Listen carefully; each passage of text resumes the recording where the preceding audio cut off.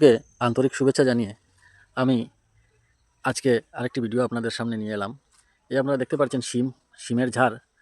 তো শিমের গাছের গোড়ায় আমি দিয়েছিলাম এই সরষার খৈল, ইউরিয়া এবং ডিওপি। সঠিক সময় পরিচর্যা করার ফলে আপনারা দেখতে পাচ্ছেন উপর দিয়ে তো অসংখ্য, ক্যামেরায় হয়তো আসছে না, অসংখ্য শিমের ফুল এবং শিম ধরেছে। তাছাড়া আমি যে গুরুত্বপূর্ণ যেটি বিষয় সেটি আমি আপনাদেরকে দেখাতে যাচ্ছি।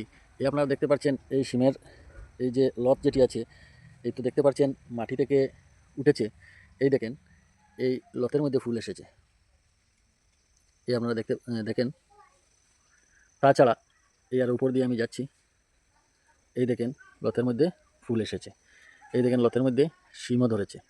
এই আমি দেখাচ্ছি আপনাদের। এই দেখেন অসংখ্য ফুল এসেছে সঠিক সময় পরিচর্যা করার ফলে। তাই আপনারা এই শিম গাছের শিম ঝাড়ের গোড়ায় এই দেখেন লতের মধ্যে ফুল এসেছে।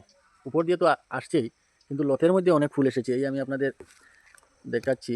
এই দেখেন, এই বাঁশের মধ্যে দেখা যাচ্ছে না পুরো সঠিকভাবে। এই দেখেন, এই দেখেন ফুল এসেছে।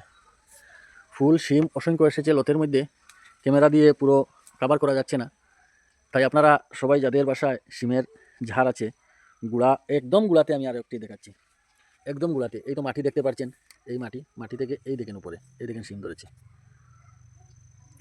এইভাবে লতের আগায় গুড়ায় চতুর্দিকে ফুল আসবে, চতুর্দিকে শিম ধরবে। একটি পদ্ধতি অবলম্বন করতে হবে আপনাদের। গাছের গোড়া থেকে, এই গাছের গোড়া থেকে 1 ফুট দূরে একটু মাটি সরিয়ে সেখানে সরিষার খৈলের গুঁড়ো, একটু ডিওপি, একটু ইউরিয়া সার দিয়ে ডেকে দিবেন। 4-5 দিন পরে সেখানে জল ডুবিয়ে দেবেন, ভরিয়ে দেবেন। তারপরে 1 সপ্তাহ পরে আপনাদের এই যে রেজাল্ট যেটি আপনারা নিজেই দেখতে পারবেন, আপনাদের চোখের সামনে ফুটে উঠবে রেজাল্ট। সকলকে ধন্যবাদ।